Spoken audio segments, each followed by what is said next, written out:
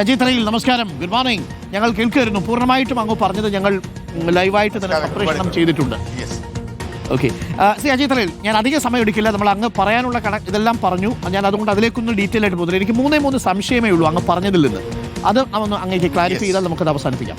ഒന്ന്, ഈ ഞാൻ ആദ്യം ഈ ഉണ്ണികൃഷ്ണൻ പോറ്റിയുടെ കാര്യത്തിൽ തുടങ്ങാം. ഈ ഉണ്ണികൃഷ്ണൻ പോറ്റിയെ ശബരിമലയിൽ പരികർമ്മിയായിട്ട് കൊണ്ടുവരുന്നത് 2006 എന്നാണ് അങ്ങ് പറഞ്ഞത്. അതായത് ശ്രീനിവാസം പോറ്റിയാണ് കൊണ്ടുവന്നത്. നേരത്തെ നമ്മൾ വിചാരിച്ചത് മാധവൻ നമ്പൂതിരിയാണ് കൊണ്ടുവന്നത് എന്നാണ്.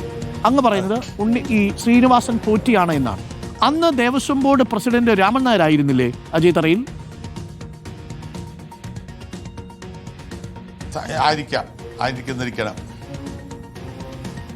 ഓക്കെ, അപ്പൊ 2006 മതി. അതിന് പിന്നിലേക്ക് KC വേണുഗോപാലിന്റെ പേരൊന്നും വലിച്ചെടുക്കേണ്ട എന്നാണ്. അത് 2006 എന്ന് എനിക്ക് വ്യക്തമായി അറിയാം. കാരണം ഞാൻ അതിനെക്കുറിച്ച് പഠിച്ചു. അപ്പോൾ ശ്രീനിവാസൻ പോറ്റിയുടെ ഒരു ബന്ധുവാണ് ഈ ഉണ്ണികൃഷ്ണൻ പോറ്റി.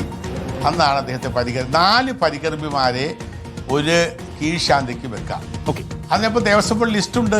നിങ്ങൾ അന്നത്തെ ലിസ്റ്റ് എടുത്താൽ മതി. നിങ്ങൾ വിവരാവകാശം പറ്റി ചോദിച്ചാലും നിങ്ങൾക്ക് ആ ലിസ്റ്റ് കിട്ടും. Very good. അപ്പോൾ അതിനകത്തൊരു ക്ലാരിറ്റി വേണം. കാര്യം ഇങ്ങനെ പല കണക്കുകൾ പറയുന്നു. അത് വന്നത് 2007 2006 2016 2004 എന്നൊക്കെയാണ്. അതാണല്ലോ രാഷ്ട്രീയം. അതിനകത്തൊരു ക്ലാരിറ്റി ഇപ്പോൾ വന്നു. 2006 അന്ന് ജി രാമൻ നായർ ദേവസ്വം ബോർഡ് അധ്യക്ഷനായ സമയത്ത് ഈ ശ്രീനിവാസം പോറ്റി കൊണ്ടുവരുന്നു. ഈ ശ്രീനിവാസം പോറ്റിക്ക് 2006 അതൊന്നും എനിക്കറിയില്ല. അതെ, 2006 ജൂണിലാണ് ഈ ഉണ്ണികൃഷ്ണൻ ഈ ജൂൺ മാസം മുതൽ 2007 ജൂൺ മാസം വരെയാണ് ഉൾക്കടകമായി കീഴ്ശാന്തിയായി മാവേലിക്കര ഗ്രൂപ്പിലെ ഏവൂർ ക്ഷേത്രത്തിന് ശാന്തി ഹരികൃഷ്ണൻ പോറ്റി അദ്ദേഹത്തിൻ്റെ ഒരു ബന്ധുവാണ് ഉണ്ണികൃഷ്ണൻ പോറ്റി.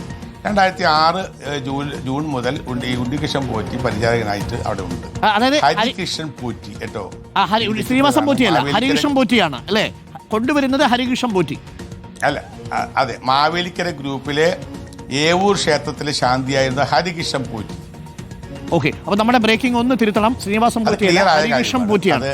2006 ജി രാമൻ നായർ അധ്യക്ഷനായ ദേവസ്വം ബോർഡ് അധ്യക്ഷനാവുന്ന സമയത്ത് അന്ന് ഭരണമാറ്റം ഉണ്ടാവുന്നു. 2006 UDF നിന്ന് LDF വരുന്ന സമയം. അപ്പൊ അതിനകത്ത് ക്ലാരിറ്റി വന്നു ആ കാലം. മെയിൽ. ഓക്കെ, അപ്പൊ ആ കാര്യത്തിൽ ക്ലാരിറ്റി. രണ്ടാമത്തെ കാര്യം, നമ്മളിപ്പോ ഈ കൊടിമര പുനഃപ്രതിഷ്ഠയുമായി ബന്ധപ്പെട്ട്